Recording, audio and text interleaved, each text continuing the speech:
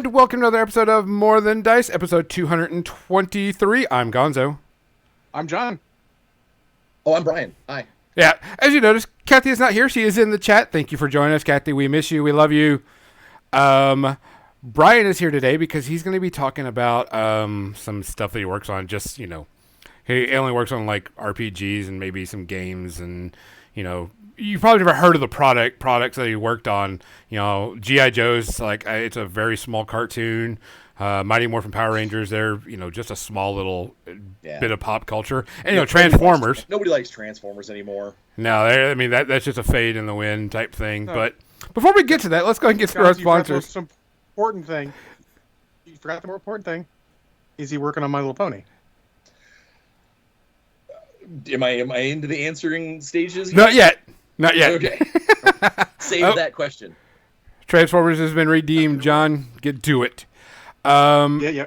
So we're going to get through all of all the business, as we say. Let's go ahead and thank our sponsors. We're going to thank Muse on Minis for sponsoring us and help us pushing our podcast out. Make sure you go over there to them and type in More Than Dice, all one word, and you will get a discount on all their products.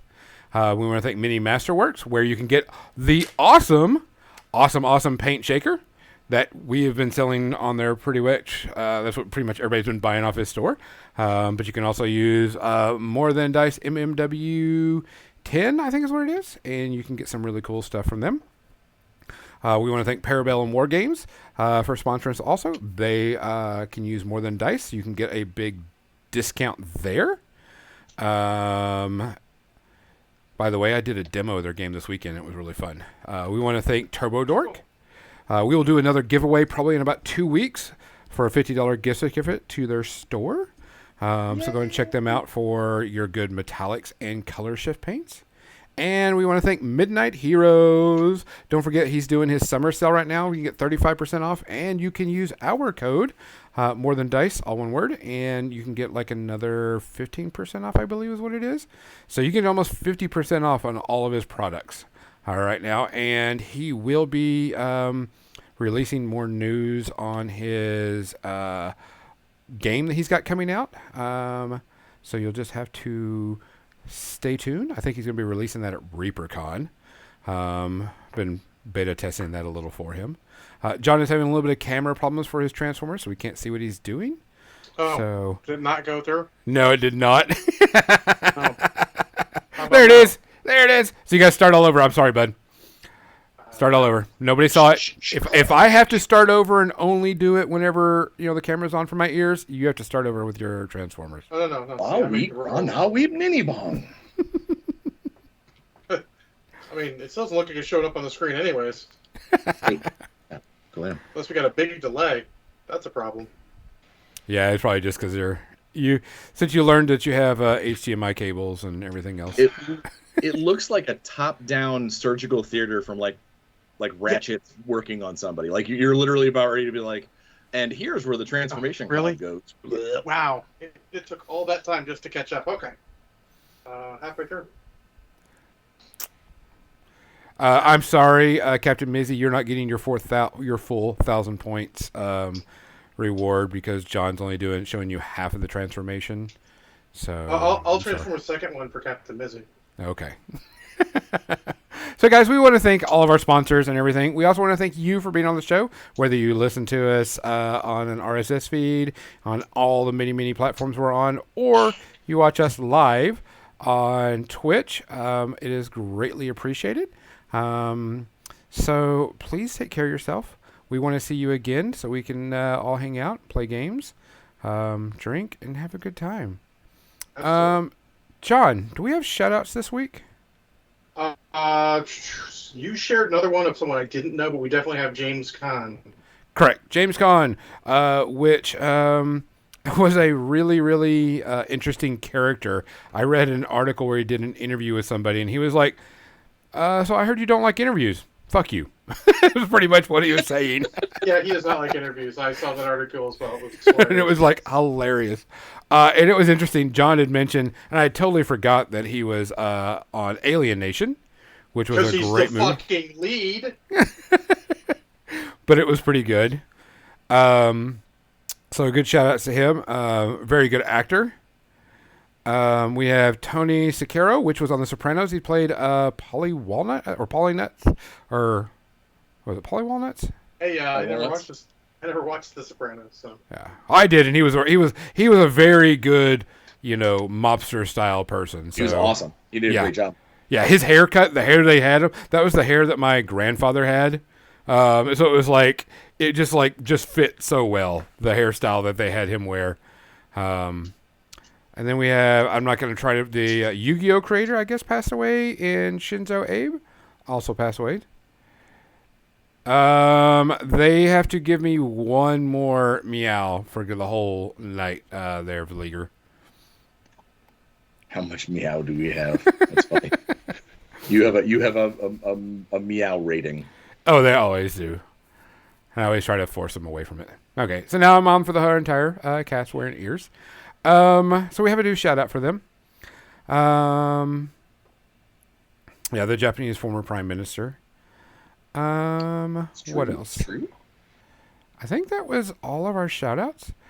Guys, if you haven't had a chance and you are Facebook friends with me, or you are on our Facebook, More Than Dice Facebook page, make sure you go check out Cathys' link to her Amazon wish list. You can help her out there for everything that she needs. I hear that actually these crazy fans we have already cleared it out.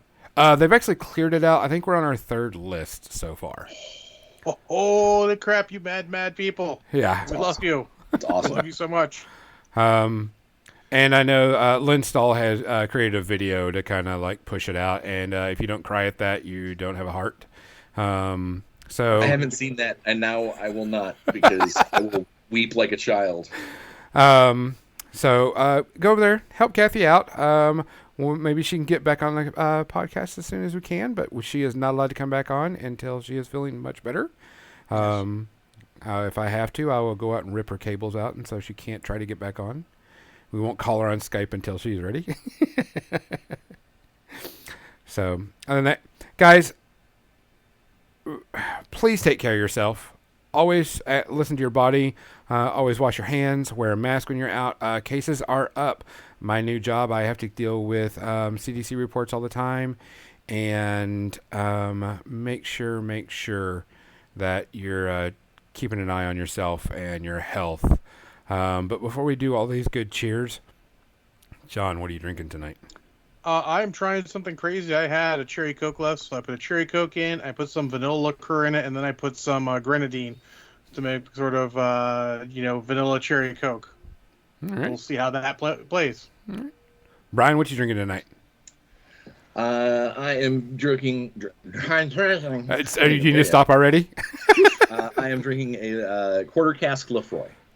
Okay. Oh no! Wow. No, don't drink it yet. Don't drink it yet. I am drinking Ray Martin XO. Only about a finger's amount for my drink tonight. But everybody, please take care of yourself. We want to see you, and we want to know that you're listening and you're having a good time. So stick around for us. Cheers. Cheers.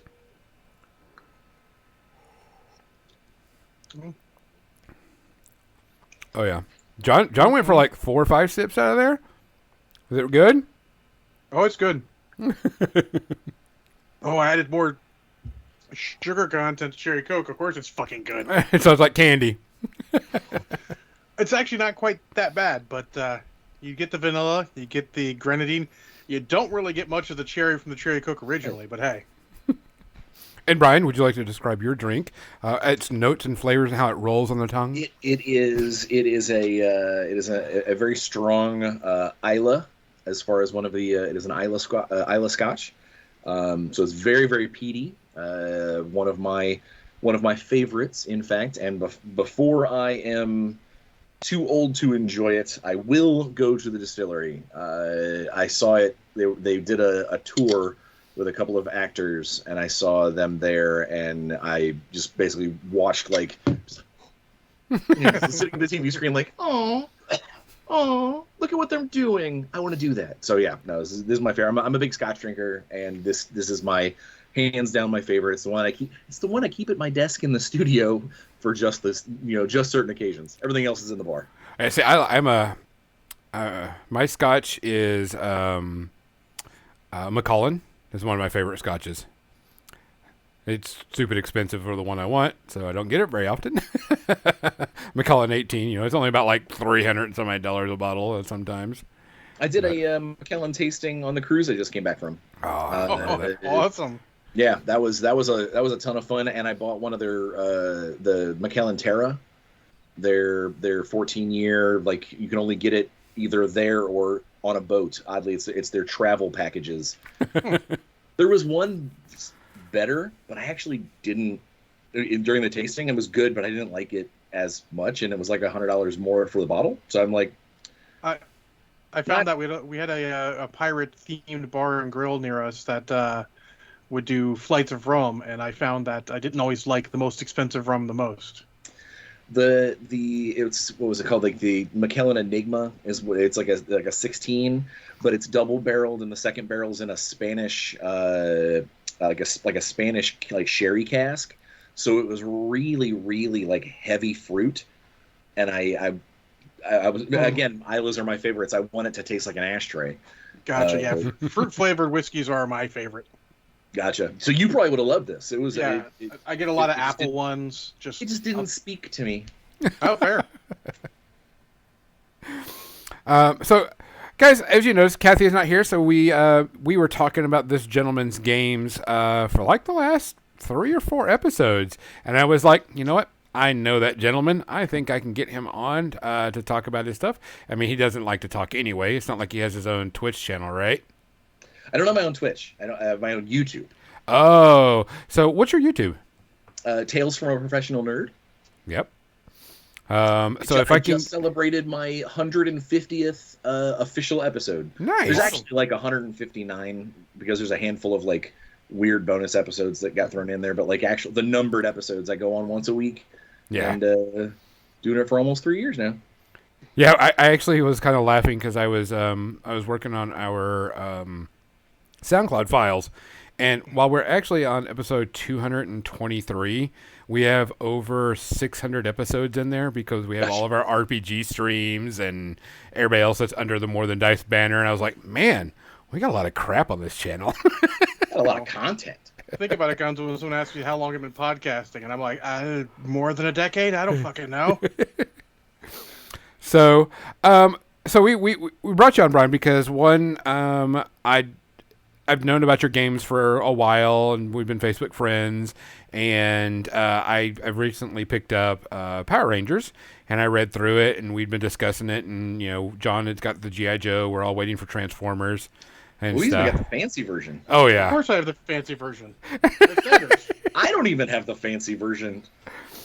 So we've been talking, and we're all big friends, and so we were like, let me see if I can get him on. And so message, and you're like, hell yeah. Let me make sure, you don't get in trouble. So who are you? Give us your background a little bit. And, how did you get started doing like everybody's dream job? So it is actually a really kind of humorous story that started with a sadness. I went to school for English education and medieval literature, and school and I did not get along. What? Yeah, no. It seems like I have a problem with authority. Yeah, and I did. I wrote essays for math tests explaining why math is dumb, and they eventually tell you to leave when they stop taking your money and ask you to go elsewhere. And so during one of those downtimes between trying to pick up classes here and there, I got sucked into retail life, where it was bad job after bad job after bad job. And I ended up in basically a State Farm cube farm, like where I was calling fire departments to ask the pressure on their hydrant systems. Like, you couldn't get more banal than what I was doing. It was awful. And I would come home every day, and my wife at the time looked at me and was like, this job is killing you. Like, it is slowly destroying what you are and who you are. We have to do something about that. And so we started looking into what kind of jobs would let me write, because at that point I was like doing a couple magazine articles and little things here and there. But that was like the one thing that I that's one thing that made me happy was, writing stories and trying to, get things out in the world. And as unluck would have it, bad luck would have it, our local comic book shop, the woman who owned it fell ill, and her son was working like 70 hours a week, and he was a friend of mine. I played D&D with him, and my wife and I basically said, we could probably take out a pretty significant signature loan and buy into the comic book shop. And while we were trying to juggle these numbers to try and make it happen, there was a game trade expo at Alliance, the Diamond Alliance in Fort Wayne, Indiana, which is only like an hour away from me. The people that owned the shop said, well, if you're honestly serious about this, you need to come see how the business side of things work. And so Roy, the gentleman in question, grabbed me, and we went to the Alliance open house. And while we were there, I was immediately just enamored with the concept of, this is a show for only us special people. Yeah. I'd been to Gen Con a bunch of times, but I've been a gamer for a long time. So like I've been in the conventions, but never on the, like, businesses are talking to us. They're not just taking my money. Correct. And so we did the little tour of duty around the shop to see everybody.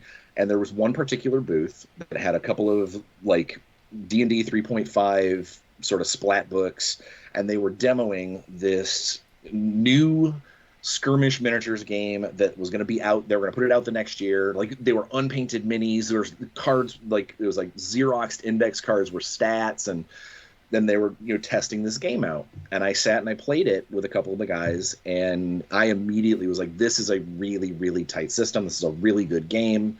I already like your world setting because of these D&D books that you've got. If there's anything I can do, you let me know. And he's like, well, after the hall closes, we're going to go next door to where the free bar is, where the open bar is, and we're going to play some more games. And so I hooked up with Bryan Snowdy that night and basically drank shitty beer and played the 0.5 version of War Machine for like 6 hours straight. And when it was all done, hammer drunk, having just had a great time. And I gave them my business card, which was one of those like self-tearing Avery label kind, like the things you put through your dot matrix printer. It still had my MySpace on it. Ooh. Oh yeah. I'm dating myself there. But it basically was my gamer creds, which was, I'd done a little play testing. Here are a couple of the fanzines that I had done some work for, and that was it. And I was like, if you guys ever need absolutely anything, give me a call. This game is amazing. Give me a shout. And I was really just kind of like fishing for free stuff. It's like, please let me be a demo monkey. Let me take home all these great models. And what ended up happening is about 2 months later, I had actually forgotten that conversation took place. Sadako got healthy again, so they didn't need anybody to buy into the shop. So I went back to work at, I actually didn't go to State Farm. I went to a cell phone joint and was slinging cell phones.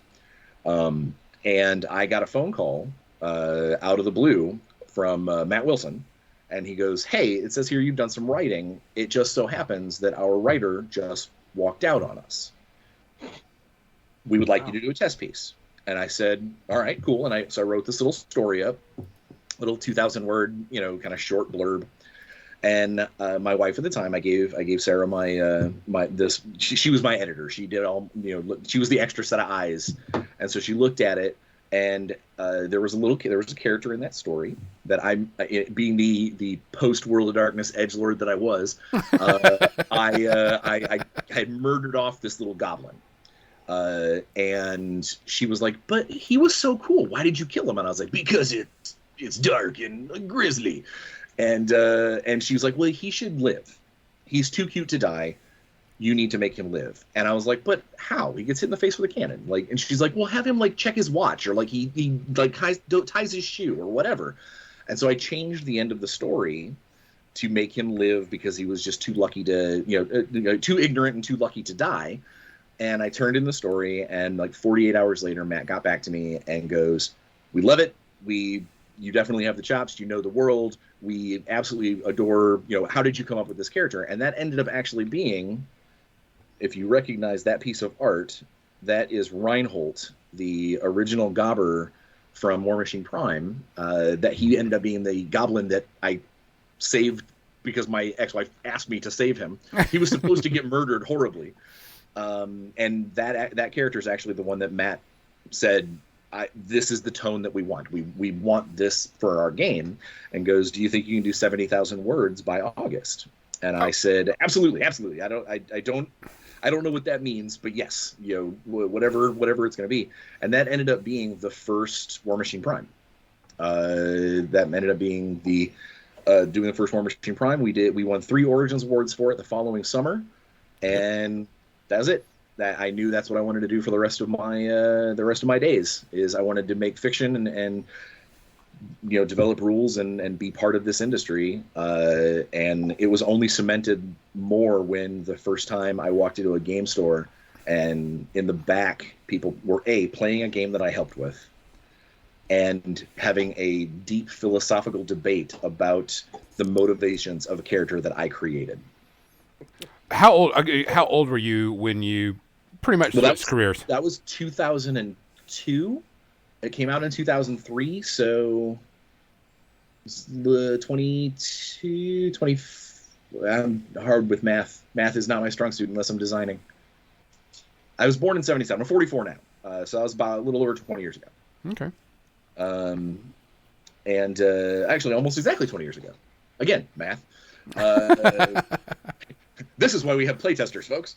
But yeah, that was the walking into one of my local game shops. It was about an hour away. I was visiting friends, and there were 2 people playing War Machine in the back, and they were having this really deep discussion about the Butcher, about Ursus Zoktavir, and they were talking about who do you think Lola is, and what do you why do you think he's so angry? Is he really Orgoth? And I sat there and just kind of listened for a few minutes, and I don't think my heart could have been bigger. I had an absolute Grinch moment. Oh yeah. So Xander in the chat. So that there, Reinhold, that is the actual original art piece. That's Snowdy's or Matt Wilson's original. I got that on my first anniversary after Privateer. Yeah. So. And in fact, actually, another slightly less than amusing story. I thought I lost it in the divorce when I got divorced years and years ago. It didn't show back up in my stuff, and I didn't think it was like malicious or anything. I honestly just thought that it got misplaced in a box or whatever. Well, fast forward like 7 or 8 years. And I get a phone call from my ex out of the blue, and she goes, "I need you to sit down." And I'm like, "Oh God, someone died." Like what? Yeah. Like what's wrong with our kid? Oh God. And she goes, "I am gonna send you a picture." And I'm like, "Oh no, he's broken." Like our son is bleeding. What's happening? She goes, "I'm gonna send you a picture, and I know how you're gonna react." And she sent me a picture of that in a comic book bag. Like a comic book, like Mylar, that was at the bottom of a bunch of file folders that she found in her basement. Nice. And I immediately was like, "Oh my God, Reinhold's alive!" He's fine. I was gonna kill you first, but I was gonna kill you, and then you came back, and then you died, and now you're back again. And so yeah, now he's framed and on my wall, and yeah. So you worked for Privateer Press, then you went to. I went to Mongoose Publishing after Privateer. Uh-huh. Basically, I did a bunch of stuff for Privateer until about 2004 or 5. And then Mongoose, basically, I ran into Alexander Fennell, one of the owners at the time, at Origins. And I walked past their booth, and they had a layout of Bab 5 books for their Bab 5 role-playing game. And I froze in my tracks. I was like, what? There's a Bab 5 role-playing game? And I was like, well, I love this license. Please let me help you. And within 6 months, I had done a bunch of magazine articles for them, and they hired me on as a staff writer, and I stayed with them for almost 6 years. Worked on things like Conan and Traveler, RuneQuest, Bab 5.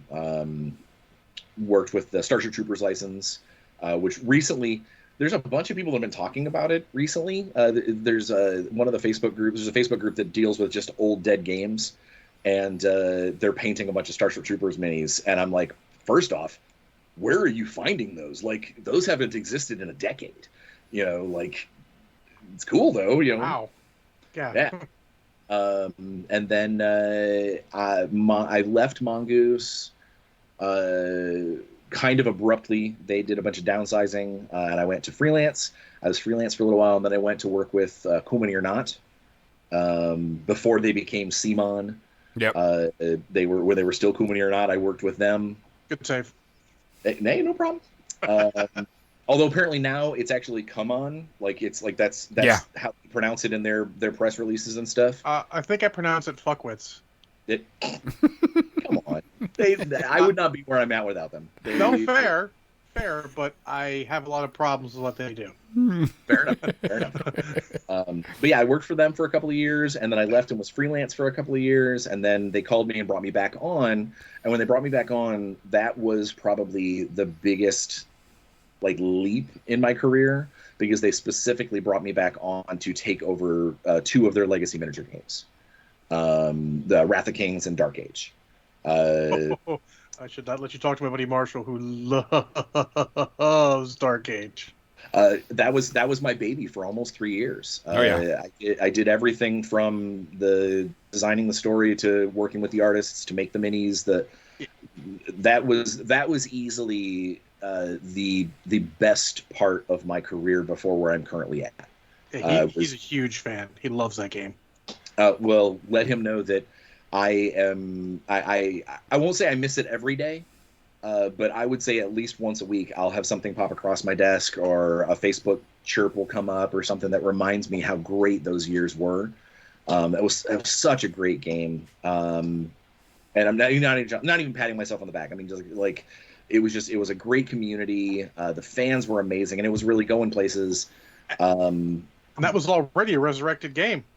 Yes, yeah, it was resurrected once before. It was kind of on life support when I was handed it, we brought it up 300. It was our final total as far as sales in that last year was a 320 some odd % hike from one year to the next.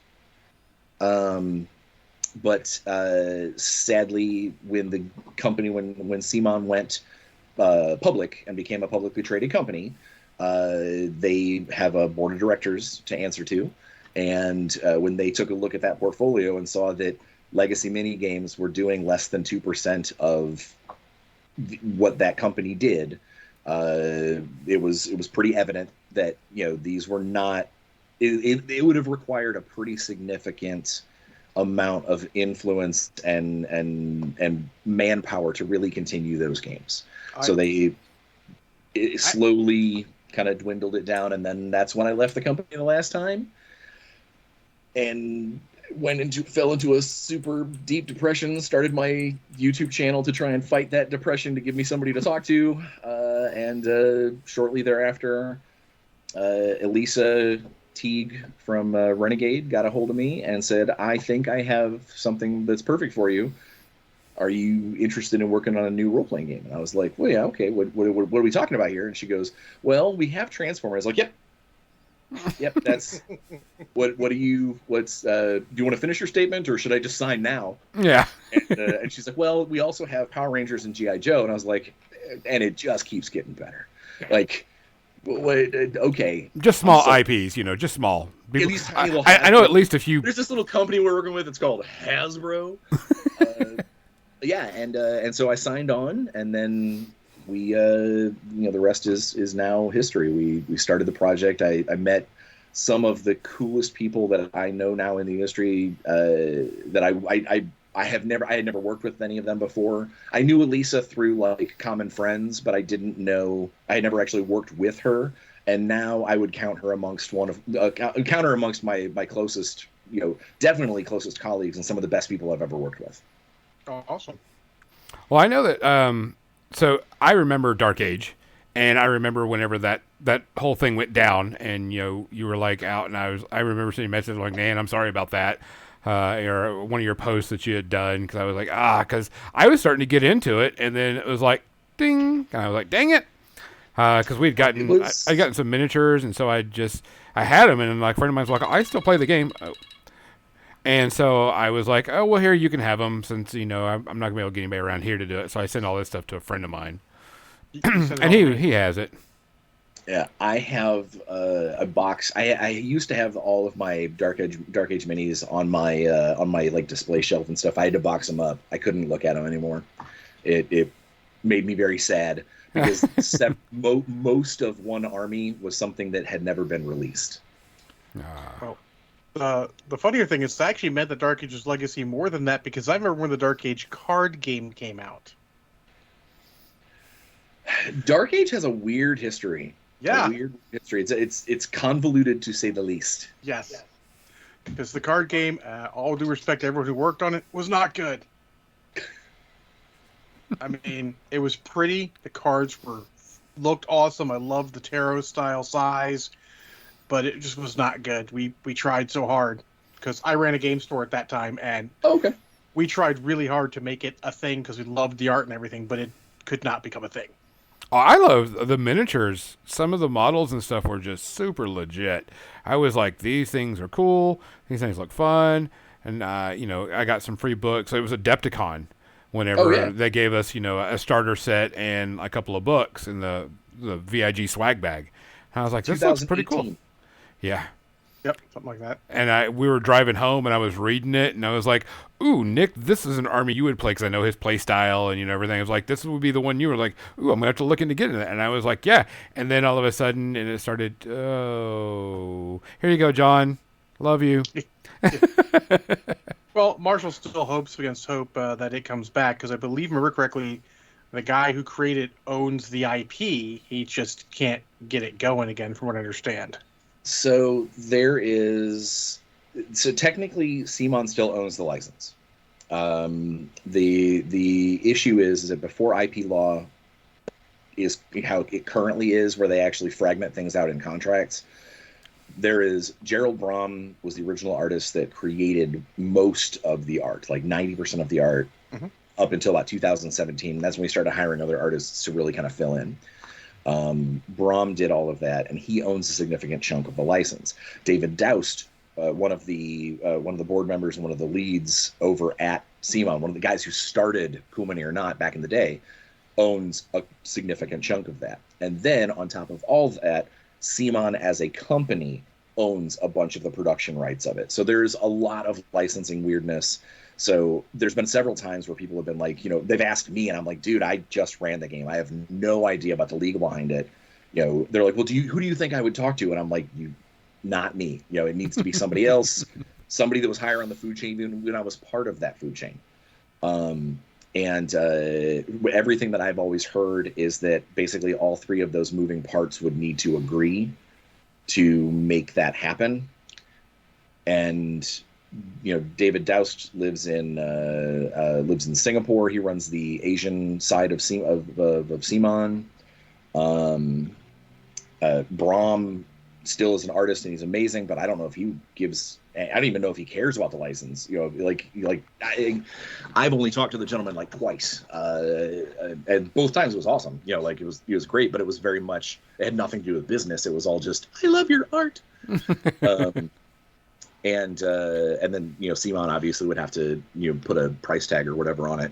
So there's just a lot of business involved that I hope one day that someone manages to get that license away from them. Because the time is right. This is the time of the skirmish level game is rising. It is the perfect time for a game like that. It's true. It's almost like there's another one that's coming soon. Wait, did you do something? Eternal. Okay, dog, I love you. All right, my dog is way up in my butt. Quit it. Go lay down, bud. Oh my God, the other one's here too. Hang on, I got to show you. I'm being bookended by dogs. No, you'll have to show puppies. Barry. Oh, this is Barry Allen, fastest dog alive. And that is John Johns, the not Martian Manhunter dog. And then Bruce Wayne is our Malamute, and he's, I guarantee, being a baked potato somewhere else in the house. Awesome. And now that I've showed them off, they're fleeing. They're like, no, I'm not on camera. Camera shy dogs. Whose dog are you? But yeah, so where was I going? Before I got distracted by my baked potato. Your Warzone Eternal. Oh yeah, yeah, work. Which I really, because I had messaged you when your Kickstarter went off, and the entry point. Because one of the things we've talked about is buying into a game nowadays is very important to our people. I mean, I can't drop $2,500 on a 40K army and then spend $400 or $500 every year to keep it up to date. And your entry point was very, very good.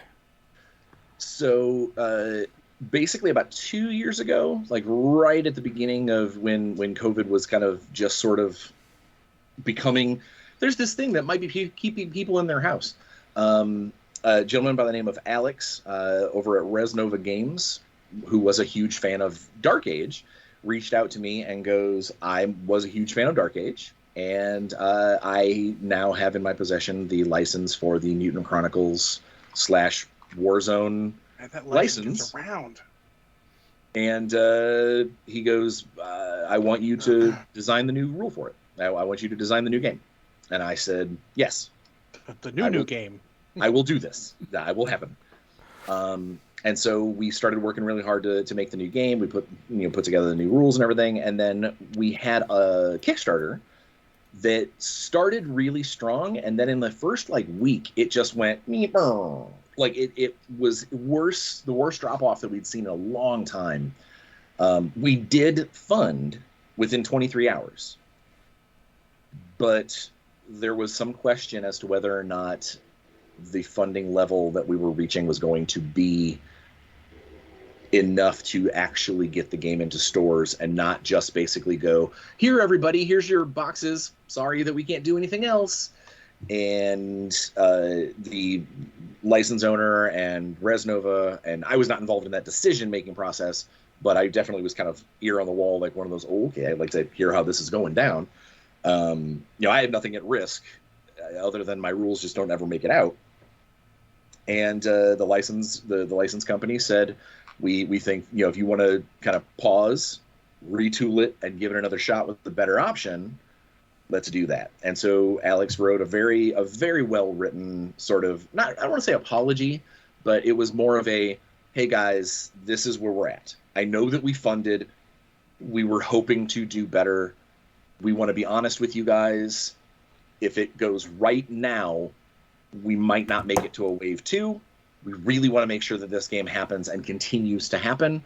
And we're listening to your feedback, and we're going to retool things and come back. And so he paused on the Kickstarter. Nobody's out any money.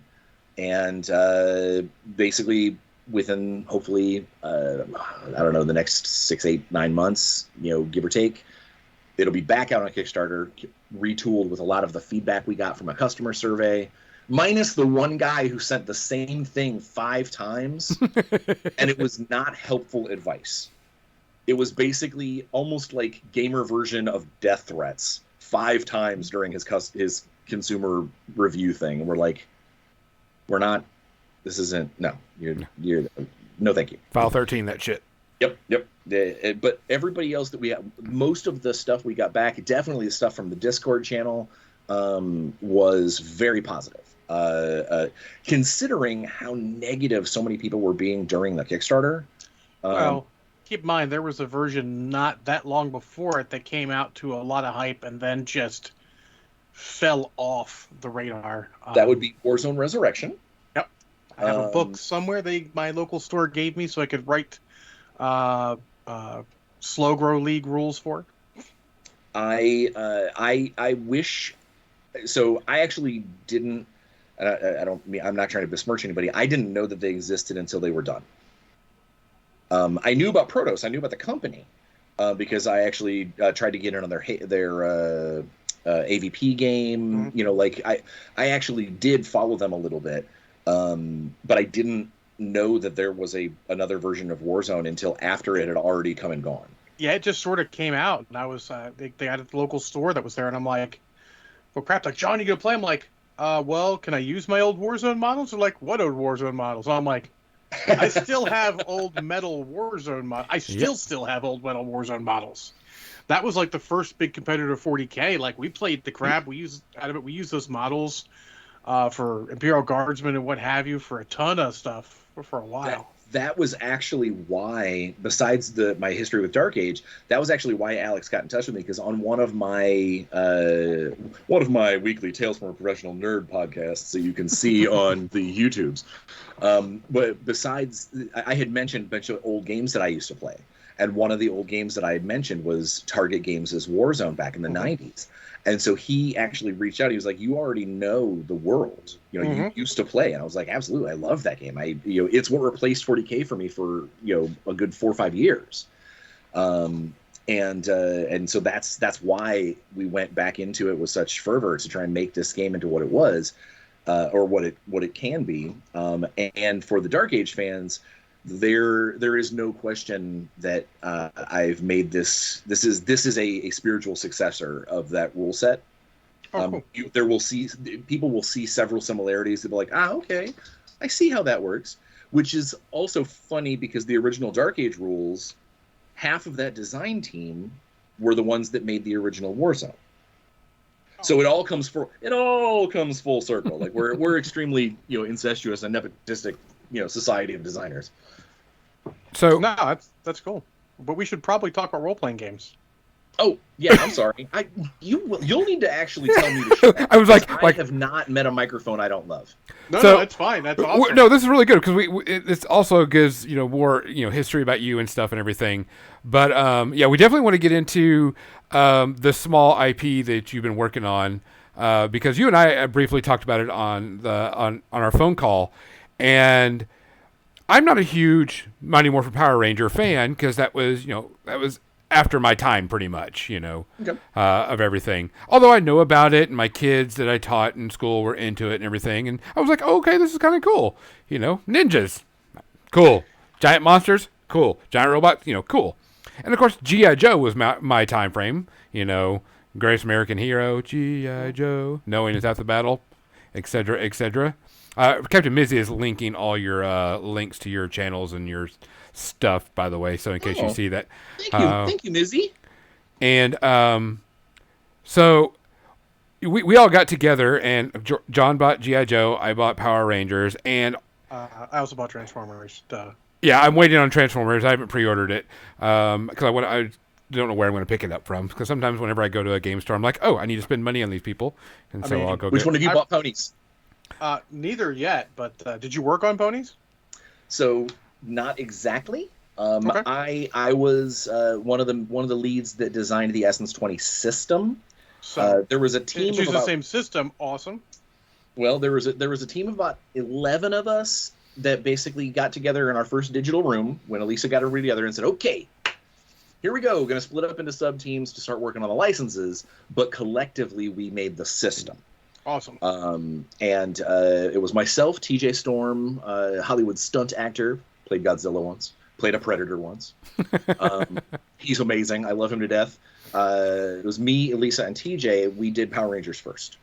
And then at the same time, Ryan Costello, Ben Heisler, and Paige Lightman, Dr. Paige Lightman. Sorry, she is very particular. She would like to be recognized for her doctorate, and I don't blame her. They did G.I. Joe, and then James Sombrano,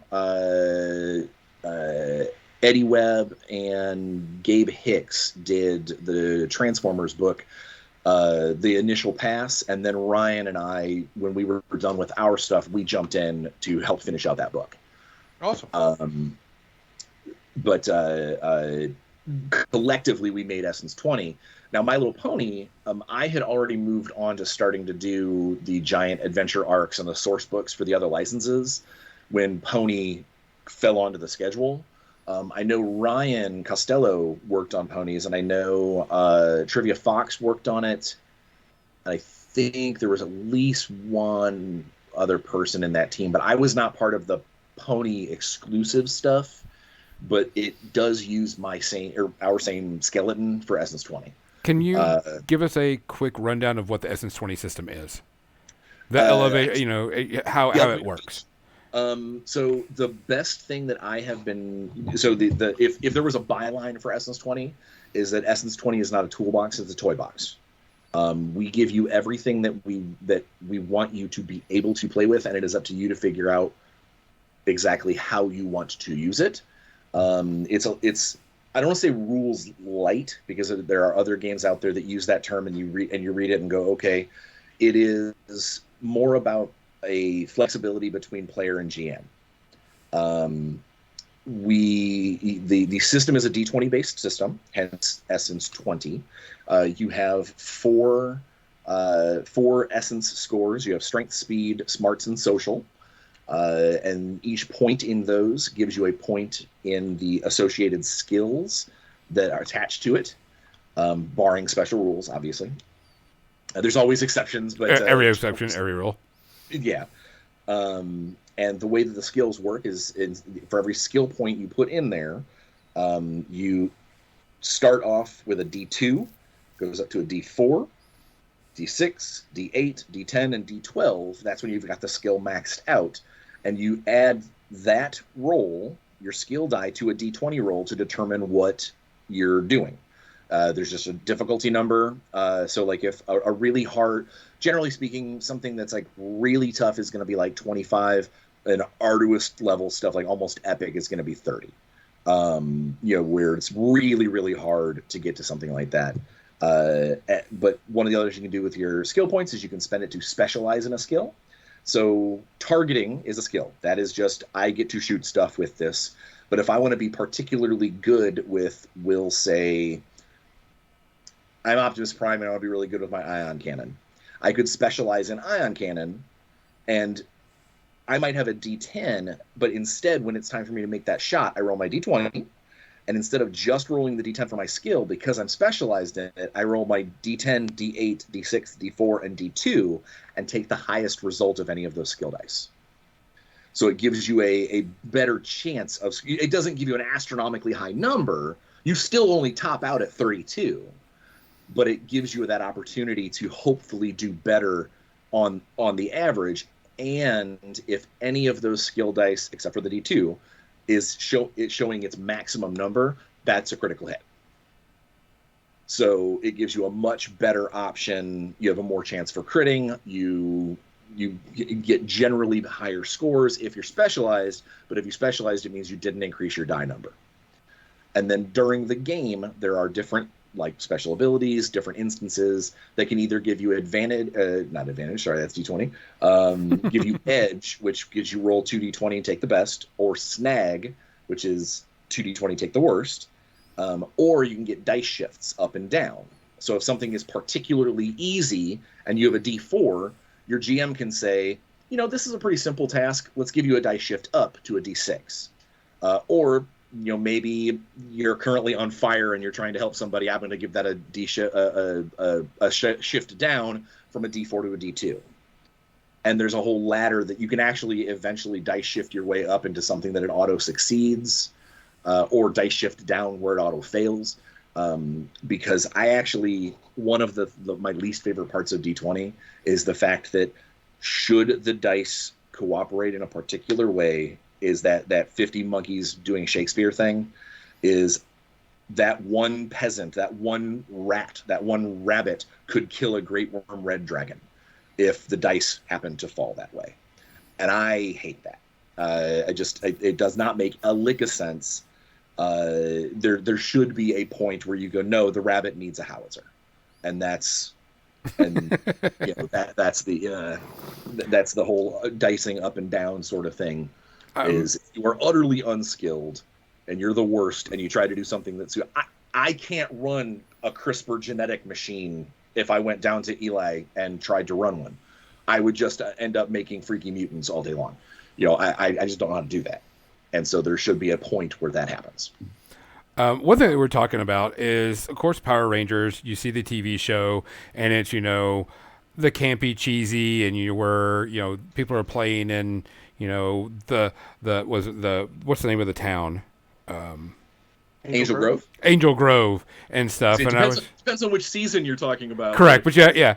And so I'm sitting there and I was like looking at it and I was like, if I was going to play this, I would, me personally, I would move it. Let's just put it on Earth, and I'm going to make it dirty gritty. Where these are not high school students, these aren't college students, these are adults that have stopped being Rangers and are called back into it, and they have to deal with their real life. And kind of make it a more dark and gritty Power Rangers, because you can do that. A lot of people look at this and are like, it has to be campy because it's Power Rangers. I'm like, no, you can do whatever you want. As an edgelord.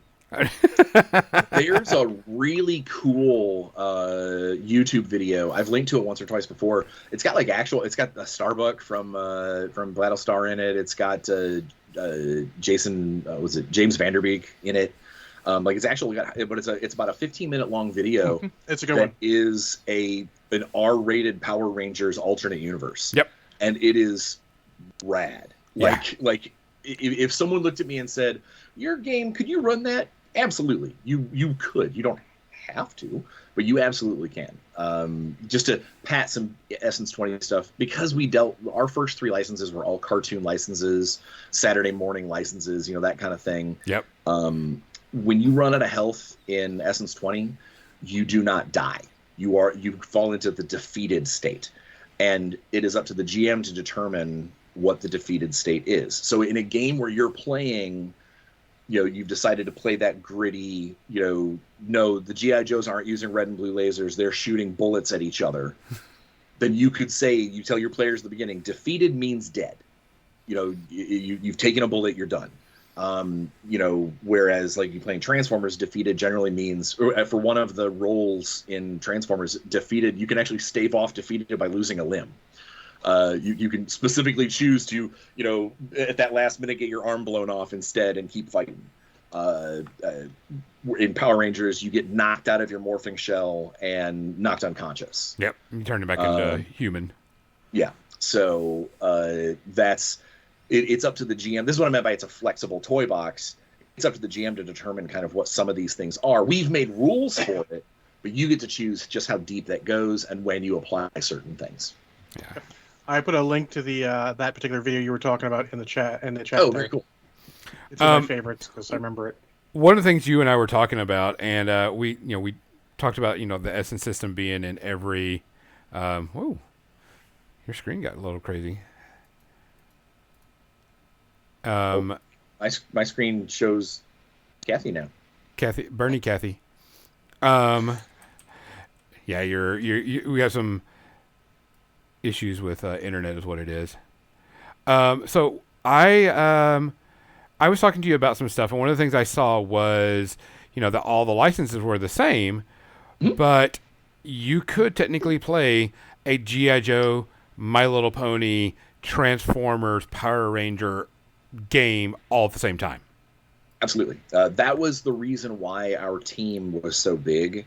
Despite us working on the different licenses, we had to make sure that the Essence 20 system at its core functioned smoothly as a base, where it is a base system, and then basically every setting kind of tweaks it here and there, but the tweaks are individual to that system. Correct. The G.I. Joes, their roles have multiple kind of sub roles, whereas the Power Rangers don't. Power Rangers are, you're a ranger. You are this color of ranger. This is what you do. And Transformer, they have some different divisions within their roles, but it's not nearly as delineated out as G.I. Joe is. G.I. Joe is very equipment heavy. Mm-hmm. Whereas Power Rangers are straight up superheroes, but eventually they get their own special, they get their Zord that turns into a Megazord, and they get their special vehicles. G.I. Joe can walk down to the mortar pool and say, "Hey, can I borrow that tank?" And if you roll correctly, you roll high enough, the requisitions officer says, "Yeah, just try to bring it back with a full tank of gas." You're sneaking into a place? Yeah, you can have the tank. Sure, you roll good. Yeah, take it, whatever. And then what it allows us to do is in a lot of the adventures. So our first adventure was for G.I. Joe, came out with aside from the one that's in the main book, came out with the GM screen. That's the one that I wrote, is Emerald Oubliette. And it's a there's a section in every adventure where basically you get X number of requisitions to, you know, you're going into a swamp, you're going to get an airboat, we're going to give you a pair of swamp fins and 2 more requisition rolls. So then you could choose based off of what kind of character you are. Like, let's say you're the ninja, you're like, I really want to have like the brand new super the thing that came out in the new book, this chameleon suit that I really want. So you say, I'm going to try and get a hold of one of those. Or you've got your rifleman who wants maybe to not be in the nasty muck, and he goes, I want to go ahead and get a sniper. Rather than using my assault rifle that I always use, I want to get a fancy long distance sniper rifle and just stay out of the mud, you know, or whatever the case may be. Whereas in Power Rangers, you don't really there's no requisition. It's just you've got a bunch of stuff. You eventually get a Zord, and if the mission requires you to have something, your mentor or your out friendly, you know, robot gives you what you need, you know, whatever the case may be, or the morphing grid, you know, has it at that moment, you know, allows you to manifest it. Whereas a G.I. Joe can't just go, and I've got a sword. Power Rangers frequently do that kind of weird stuff in the show, and we made sure that was represented in the game. One of the things I did notice while reading through the rules and stuff for Power Rangers is you can request your Zord, but it's not a guarantee that you're going to get it all the time, because it does states in there that, you know, it's just, it's only when they're needed. Yes. And it's not going to be like, there's like 3 putty creatures that, you know, you could beat with like a swift kick. The Zord's not going to come out for that. Or I need to travel to the mall. Can I grab the pterodactyl and fly there? Yeah. No. Get an Uber like everybody else. You know, they answer when needed. Yeah. I thought that was a very interesting little thing that the players just couldn't call them for any old thing. The Zords have to go, okay, yes, I am needed. And it's controlled by the GM, whether it's needed or not type thing. And I thought that was pretty interesting concept on it. So I know that you and I talked about Gen Con, because you're going to be going to Gen Con. What are you going to do at Gen Con? So I will be the only thing that I've got 2 things actually scheduled that I know I'm doing at Gen Con. On Sunday, I am playing Munchkin for charity. Matt Forbeck is getting a whole bunch of us together to sling, you know, Munchkin cards and get people to I think what we're going to do is the charity dollars are going to let us cheat or something. I don't know the specifics yet, but either way, it's going to be, you know, a couple hours of just playing Munchkin and having a good time with other people from the industry. Yeah. So that'll be fun, you know, so knowing that you're playing a goofy game for a good cause. But then Thursday, I think it's Thursday night, Renegade has their role-playing game or their RPG staff meet and greet. Basically, we've got our role-playing game room is going to be devoted to hanging around, having, you know, drinking cocktails and signing books and that kind of stuff. And I made sure that I was open for that. So I'll definitely be there Thursday night, signing books and talking shop. You also mentioned that one of the things that we found was interesting was your Discord channel, or the Renegade Games Discord channel, where people are describing their different games and how everybody's, I wouldn't say twisting it or breaking it, but making their own spin on all this stuff, because there is a gritty, you know, you could make a gritty Transformers, a gritty, you know, My Little Pony. I mean, you could make this stuff, and it's your game to make. And, you know, like Power Rangers, you know, there's going to be people that are just going to go, I'm going to hit 32 on every skill I do type thing, and just, you know, wipe out stuff. And it's flexible. We always tell people that, yes, here are the rules, but make your game your game. If you got a bunch of people that want to play an edgy, you know, game, they can play an edgy game. If they want people to play the standard, you know, cutesy, you know, this is a copy of the TV show. There are several people in the Discord channel that just come on like every Monday. So like I said, I do office hours from basically 9 to 10 Eastern Standard Time. every day, Monday through Friday on the Discord channel to talk rules and talk shop and just kind of enjoy and hang out. And I love if there's no one asking about rules, just basically asking them how their games are going. Like, what tell us about your most recent session. I live for this. And one guy, he's running a game that is super camp, like full on sparks and rubber monsters. Like, it's even his descriptions that, like, when he's running the game, it's, people like rocking back and forth in their chairs and flopping over. Like, it's really neat that they're getting that into it. And then there's another guy who apparently the game was, their first round of characters were they were like too combat heavy.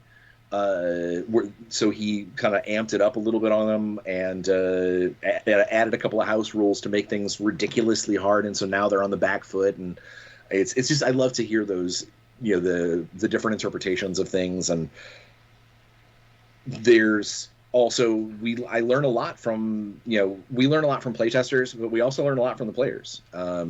Occasionally somebody will say something and I'll have to send them a personal message and be like, how are they doing that? The guy's like, yeah, I did 12 damage in one round. And I'll be like, what level are you?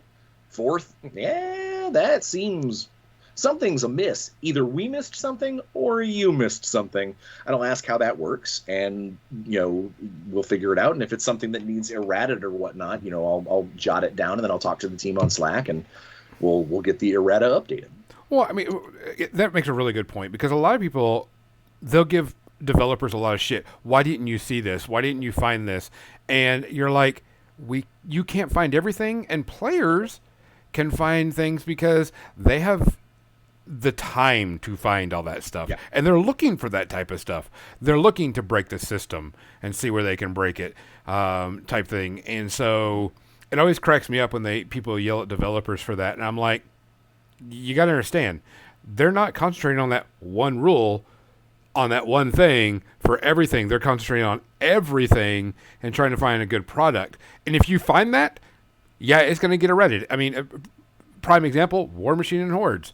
Oh shit, we didn't see that one rule worked so well compared to what everything else is, because there's so many different things going on, and errata, type thing. Well, what's funny is a lot of people don't realize the D&D 5th Ed Player's Handbook has been through like 27 revisions. Oh yeah. Like depending on which print run you have, they just don't announce it. They just basically fix the tweak, they fix the typo, and then they move on to their next print run. Or, I mean, so the funny joke I always say is when we played 4th edition D&D when it came out, every time WotC dropped an errata, one or two of us had to change our characters. Yeah. Because we had apparently found whatever the broken thing was and been like, well, this is fine. I need an armor class of like 47. Sounds good to me.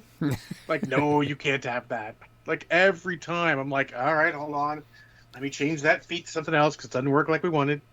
It doesn't, or, it gets changed enough that, like, I don't want to say it breaks the character, but it just completely changes them. Also, remember, when you're looking at something as a designer, you know how it's intended to work. You have that knowledge in your head. It's hard to disconnect from that. That's why you get complete strangers to play test, because they are looking for exploits. Yep.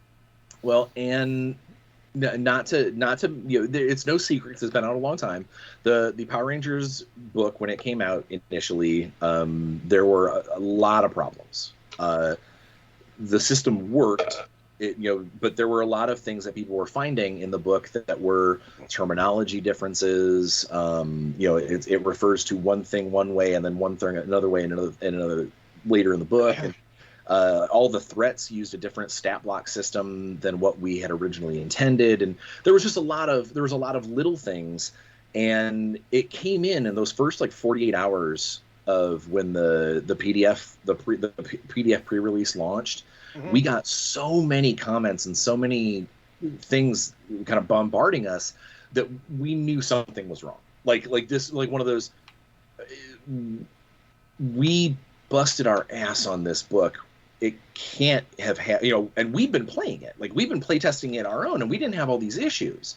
We weren't using the layout copy, but we, like, what's going on here? There was a technical difficulty between the final layout and printing and several files got backed up to previous versions.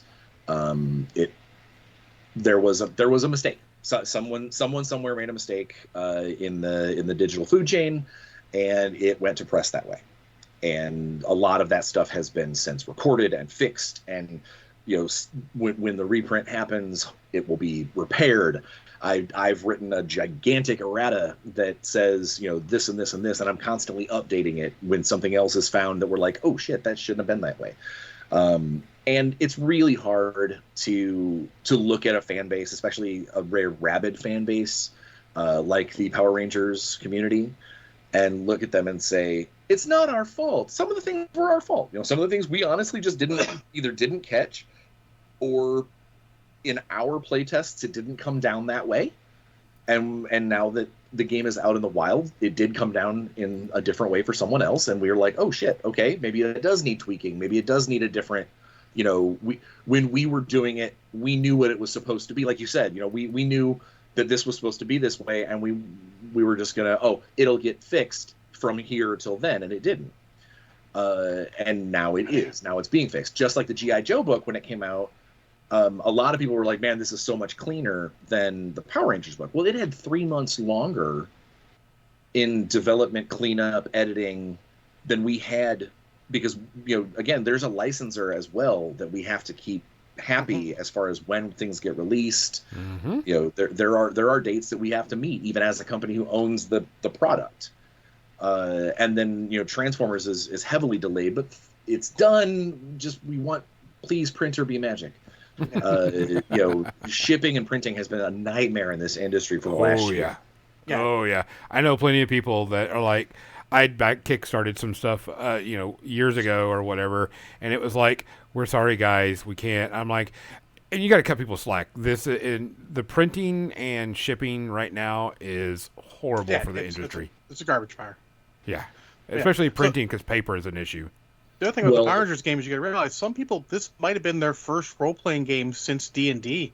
Role-playing games have exploded between the pandemic and Critical Role and all those guys, and people are starting to find more games and branch out, not realizing that, hey, WotC has a lot bigger budget than everyone else. What? You're not going to get the same quality necessarily from the smaller companies, because sometimes it's like 2 guys working on a book.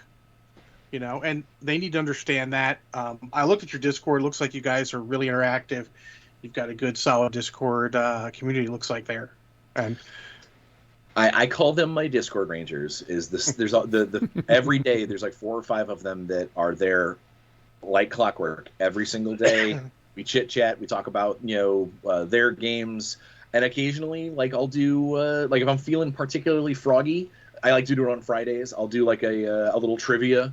Like two truths and a lie. If you can pick the lie, I'll answer one of your questions within marketing within marketing constraints. About upcoming books and stuff, because we've talked about what several of the upcoming books are going to be. Now we just have to wait for the printers to be done with them to get them shipped out. Well, I'm going to be trying to convince my players to go for G.I. Joe or Transformers when we get done with the fantasy we're playing, but we'll see. 3 Gnomes and a Half Giant, which episodes 7 and 8 will be coming out this week. Technically 2 Gnomes and a Half Giant, sir. Oh, shit. Uh-oh. Yeah, change those numbers. Oh, do I need to change them on the stream channels? No. Did someone die? Oh, it's a possibility. 2 Gnomes, Half Giant, and an Undead. I mean, it may happen. Let's go ahead and switch over to the media section. So, Brian, we do have a media section where we talk about things that we read, watched, did, whatever. I gave you a quick description of what our rating system is. You have a chance of using 2. You can rate it from Casablanca, which is considered the greatest movie of all time, to Cats. And as soon as the butthole edition of Cats comes out, it'll probably overtake its spot. It won't, because I'm not going to fucking watch it. And, of course, we have... our Space Herpes, 0 Space Herpes being the best movie you've ever seen, and 5 being the worst Space Herpes. So I'll let John give us. John, what's one of your that media's happened that you've watched, and give you an example? I have 3 quick things. Okay. Well, I watched since James Con passed. I was going to watch what was it, El Dorado, but it's not available for free anywhere. So I watched Alien Nation since that's the movie I own that he is in. Okay. And I think I reviewed it before, but watching it this time, boy, him and Mandy Patinkin and Terrence Stamp carry this movie. The rest of the actors are okay. It's dated as fuck. Like, if there was a movie that goes, hey, you could remake me, it would be okay. This and Highlander are like the two I think of that are just like, they feel dated. They could really do it with a remake. Yeah. But, obviously Mandy Patinkin's a great actor. James Caan was a great actor. They carry it in their roles. You actually feel like it. James Caan's got that sort of old granddad, casual, not really racism, but that's how he was brought up. He's not actually a bad person that you see from your granddad sometimes. But I love it feels like a buddy cop movie, but it's not like a full action movie. It is more mystery and sci-fi, highbrow, stuff than actual action. And I feel like a really good remake. I enjoy it. What gives me good Alien Nation feels, and I just rewatched it recently. It is on Netflix. It's called Bright. Yeah. The not the Shadowrun movie. Oh yeah. It gives me very heavy Alien Nation feels. It does, yeah. Very much so. But yeah, so I think that's there. I'm going to give it 2 space herpes. I'm sure on that alien ship they had a couple. It was enjoyable to watch, but it goes pretty quick. It's saving grace right now. It's not overly long because it is really dated as fuck. And I think nowadays they could make a much better version. It doesn't have to be dark, but they could make a much better version of this movie and it would be good. Ford, the TV series, I watched it, but I've seen a couple bits recently. It was not good. Not what you remembered? For the time. Yep. Like Voltron was good for the time, but I can't fucking watch that thing now.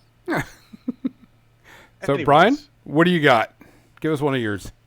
So like so many other people, I finished watching the season of Boys. Finished watching this season of Stranger Things. Haven't gotten through Stranger Things yet. It's on my list. Yeah. So I will say nothing. No spoilers yet. We won't give you spoilers. So what do you? So I just finished The Boys, and I of course finished Stranger Things. So let's go with The Boys because I've been talking about that all week. The finale was pretty decent. I liked it. Yeah. You know what I'm really looking forward to? The end of the show. I think they're going to start jumping the shark pretty soon if they don't finish out the story and get to the fucking monkey and get it done, in my opinion. Gotcha. Well, we'll see. I liked where they are right now. Yeah, we are. And I dare say, without giving any spoilers, one of the pieces of information that we learned, I think, would tie in perfectly for a season 4 wrap up. Yeah, and that's the thing. I in my opinion, I know it's got another season coming. I would see like not this season, but the season after being the end, and I would be happy with that. Yeah. And wrap up the story, get it over. I think a 5-season run would be nice. Yeah, yeah. I overall I liked that the last season. I'm enjoying it. Some interesting things happened. Some stories did get wrapped up. Some endings did happen, but now we've got bigger endings. So what do you give this season?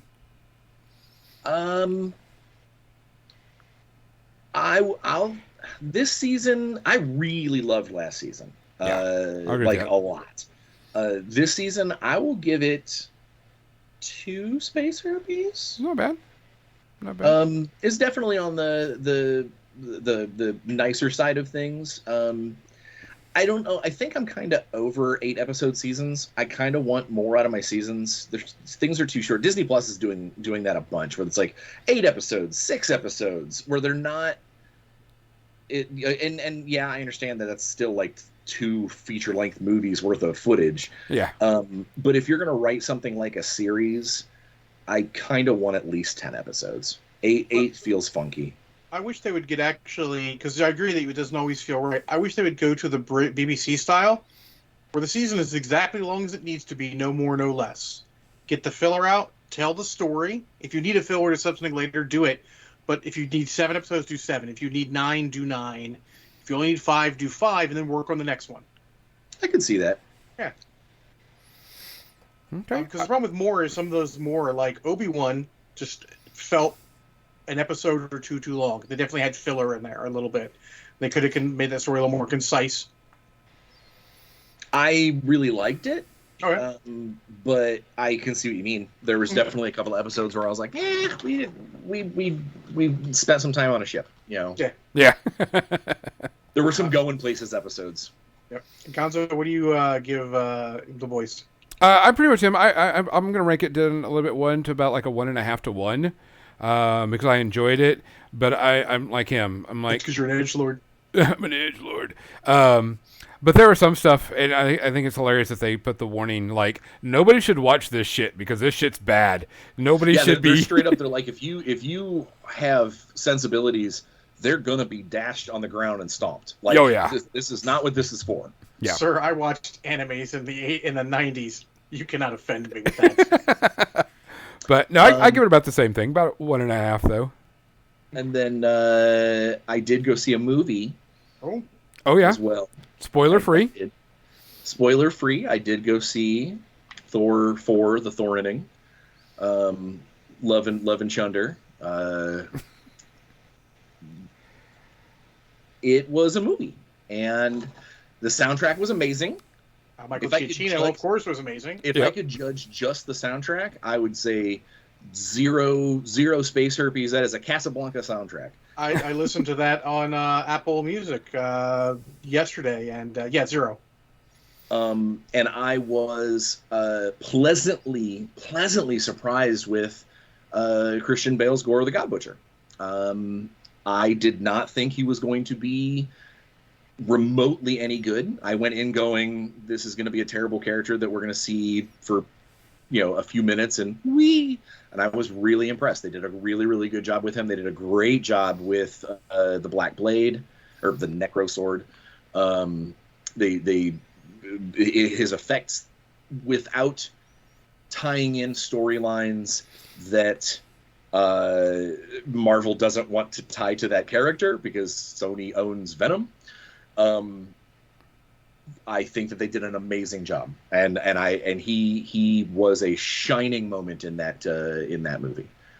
He was the unpopped corn curd in that giant steaming turd of a movie. That was so pre-warning. I like Taiko's Taiko Waititi. Waikiki. I can't remember his name. I always screw up his name. I like his TV shows. His movies are. I don't like them. He is god awful at ongoing dialogue in an existing state. Ragnarok ruined the Planet Hulk storyline, and I hate that movie. So I went into this with low expectations. I went in going, okay, it's another Waikiki Thor movie, but you know what? Maybe I'll be pleasantly surprised. And it started off strong with gore, and I'm like, okay, all right, maybe he learned. And then it immediately went into terrible humor, slapstick, stupid comedy, and a Thor that could not pass the 4th grade. Just dumb joke after dumb joke after I'm a stupid surfer boy constantly. And I don't mean to say that every, comic book movie needs to be, Man of Steel. Not every comic book movie needs to be Black Panther and deep and have a message.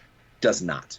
You can absolutely have a fun comic book movie, but please have your dialogue not sound like it is being delivered by 4-year-olds to 4-year-olds.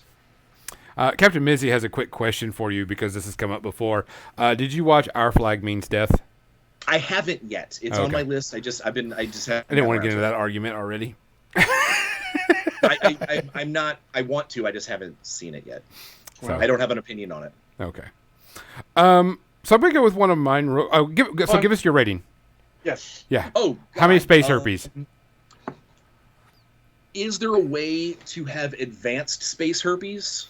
So, I don't know if you've seen it, but Cats is horrific and is 5.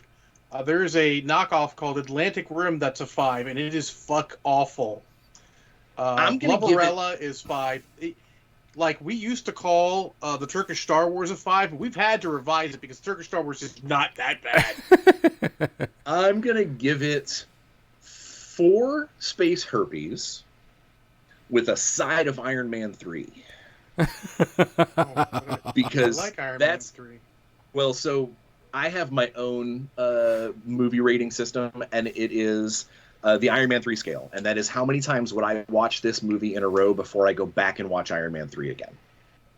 And I would probably put this at... I would probably sit through not Ragnarok. See, again, I'm equating them because of the same stupid movie.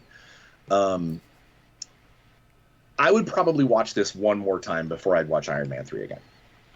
Okay. Interesting. Iron Man 3 is the bottom of my food chain. Oh, wow. I can't stand Ragnarok, but at least it has fun action in it. Iron Man 3 took...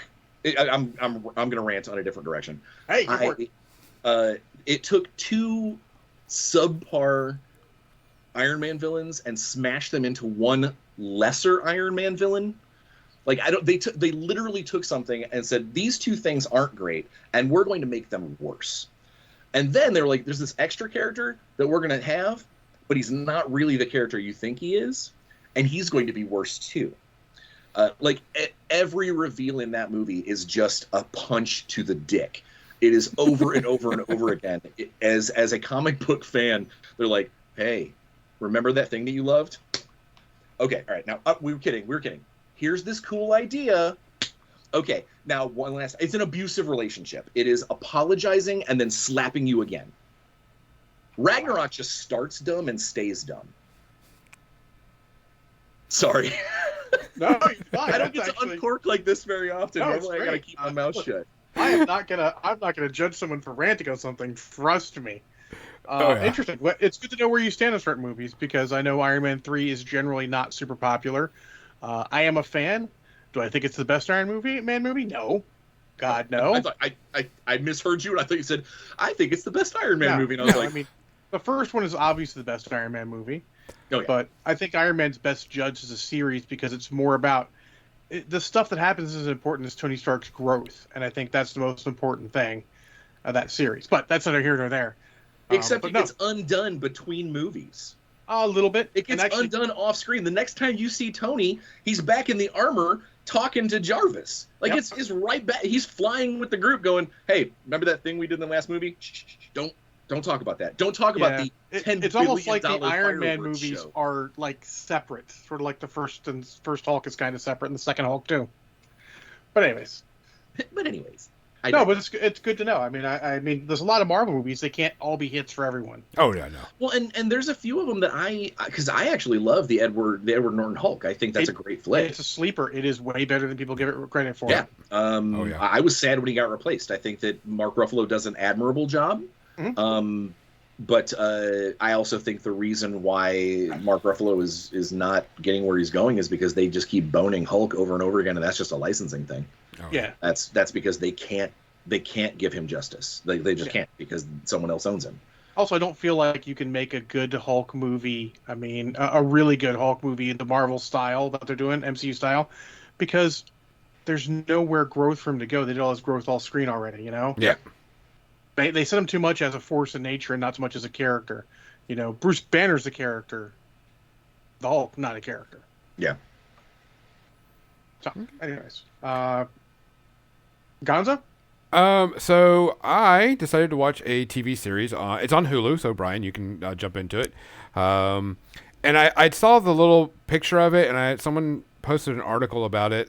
That you're either going to really like the show or you're going to hate it, and you're going to really like it or hate it in the first 15 minutes you watch it. And the TV show is called The Bear. The Bear is about a Chicago-based sandwich restaurant, where the owner passes away and the nephew has to take it over, or whatever, or his son has to take it over. And the dialogue and the characters in this are fucking amazing. And it's like what you would think a Chicago hole in the wall restaurant shop would act like when you aren't there, everything. And you've got like two chefs that are just bitching at each other, trying to get their point across, and they're both talking about two separate things, but still bitching at each other the whole time. And it is just, I don't see how they got through some of this because it is so loud and panic inducing of what they're doing and how they're trying to get all this stuff done. Because what happens is they have the shop is pretty much on its last leg, and this new chef comes in and she tries to modernize it and trying to get everything working, and they're trying to do everything and trying to keep it afloat. And so he has to take like side gigs to help pay for stuff, like, oh, I have to go cook for this birthday party.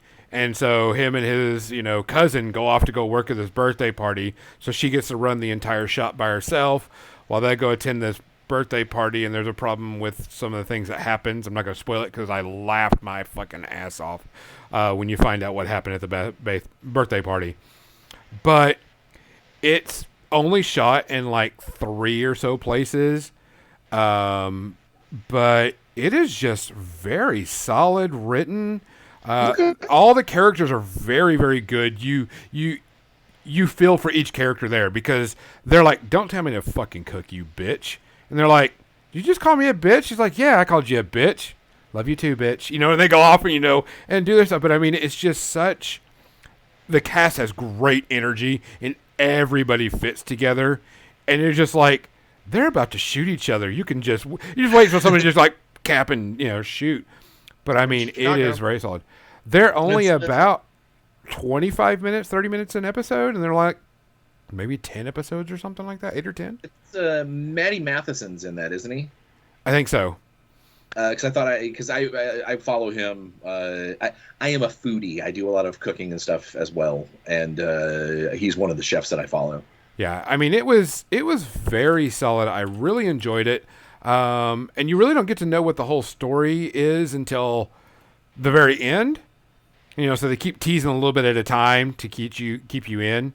But I mean, it really was solid. And like the only person I really recognized out of the thing was Oliver Platt is in it as one of the uncles, and he's only in there for like 2 episodes. But everybody else is kind of brand new. I've never seen them before. So it's super, super solid. Cool. I really enjoyed it a lot. I recommend everybody watch it. It was a sleeper hit. I give this is 0 space RBs for me. It was so good. I just couldn't stop binge watching it. I'm like, yeah, give me more type thing. So other than that, John, you got anything? Strange New Worlds. Oh yes. 0. Quite possibly definitely the best first season of any Star Trek. Quite possibly one of the best Star Trek seasons ever. Yes. I 100% will agree with you on that. Yeah. Speaking of Star Trek-esque stuff, I totally spaced. You mentioned Hulu and you mentioned Star Trek. They mesh together in this brain pan.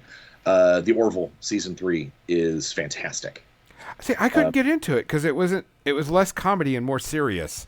Well, and I think that's kind of he wanted to do actually. He'd been interviewed to say that the only way he could get it going was comedy because that's what they expect from him. And now that he wants to make it he wants to make it a sci-fi show. Like it's got the occasional quip in it, but it's supposed to be more about sci-fi. He wants to be Galaxy Quest. He really wants to be Galaxy Quest. Like, I want to take the piss out of him at the same time doing homage while I'm doing new stories. And the most recent episode is one of the best episodes of sci-fi I've ever seen.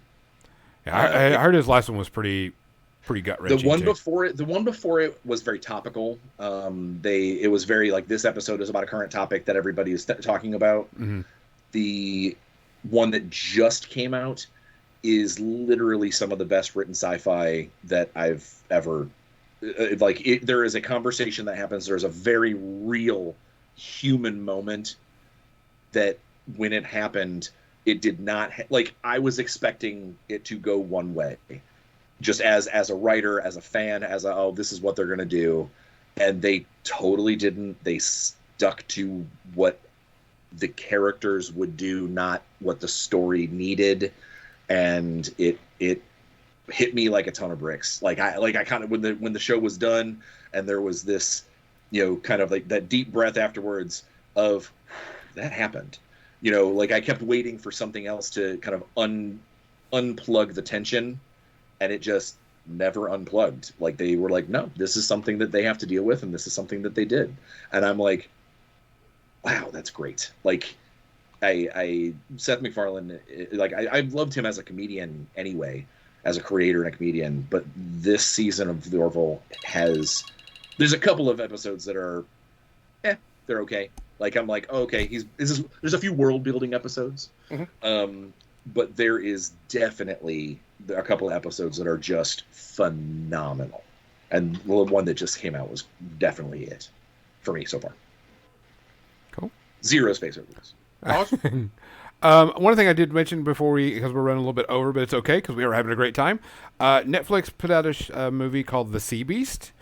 The best way to put this movie is take Tangled plus How to Train Your Dragon and a pirate movie together in one, and you've got this show.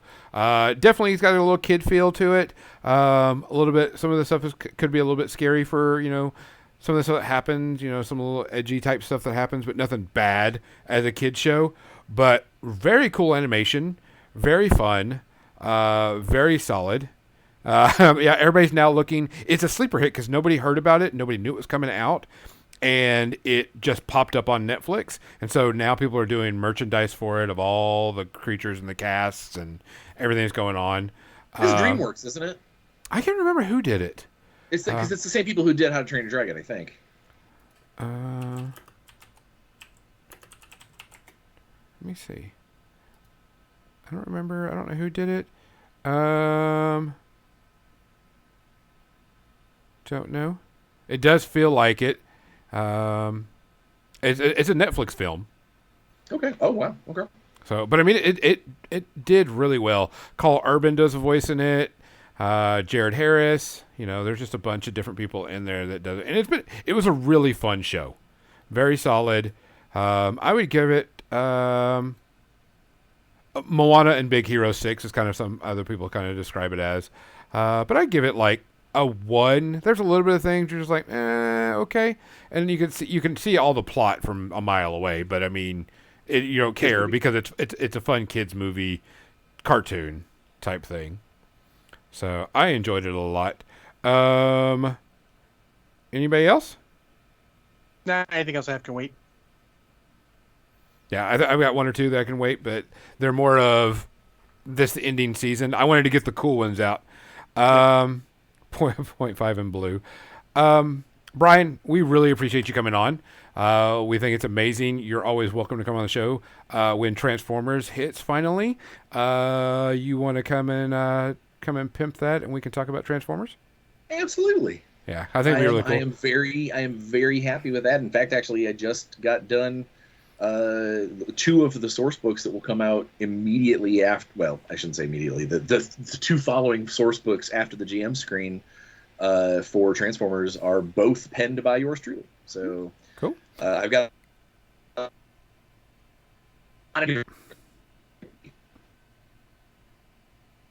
I'm kidding a little bit. Oh, okay.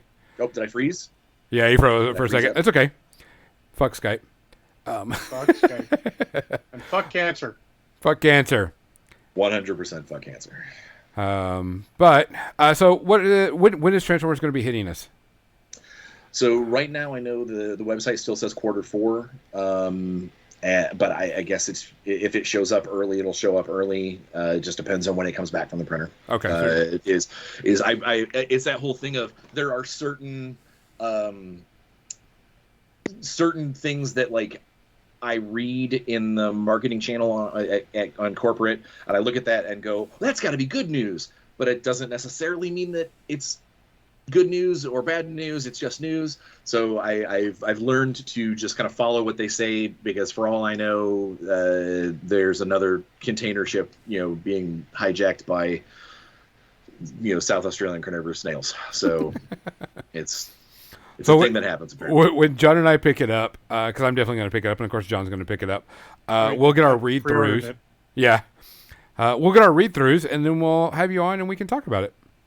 Yeah. That way we could go, why did you use this rule? Why didn't you use that rule? Why didn't you do this? Or why is it my favorite character in this obscure character that I've never seen, but maybe 2 seconds in everything? I don't know. The section, the readout section, the like listing of the Autobots and stuff in there that we made is pretty extensive. There were a few that like because we make the list and then we send it to Hasbro and Hasbro says, you know, yay, nay, because there's licensing stuff that we have to deal with when it comes to these IPs. Mm-hmm. And there were certain characters that are like, nah, don't do that guy. You know, no, yes. Why isn't this guy here? You know, so the list is pretty extensive. There's a few sleepers on there that I saw that I went, who the hell is this guy? Like, I actually am a fan of this, and I don't know who this person is. Like, I had to look it up and like read a couple of comics and go, oh, that guy's pretty rad. You know, like, I wish I would have known about this guy originally. But yeah, we could have a whole conversation, but I'll save that for Transformers time. Oh yeah, we'll have a hoot and good time with that, guys. We appreciate everybody listening and following us. Make sure you go to Renegade Games and go check out all the RPGs, pre-order Transformers, and pick up all the other stuff. Make sure to check out Bryan on his own channel on YouTube, which is Tales from a Professional Nerd. Do you have an actual schedule that you follow? Like I only stream I try to have it out every Friday at noon Eastern Standard Time. The episodes tend to run around 45 minutes to an hour. Very rarely do I go over, and because I've never met a microphone I didn't like. I very rarely am less than a half an hour. There's a few videos that are like I open up with, I'm thick and I don't want to do this, so let's move forward. You know, so, but most of the time they're about an hour long. All right, guys. Topics range. Yeah.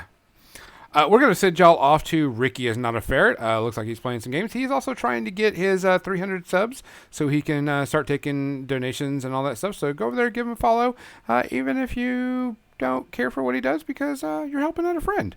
He's a friend of us. Go over there and help him out. We're going to play our outro music. Oh, wait, by the way, Brian, don't talk during the outro music because they can hear you. It's a hot mic.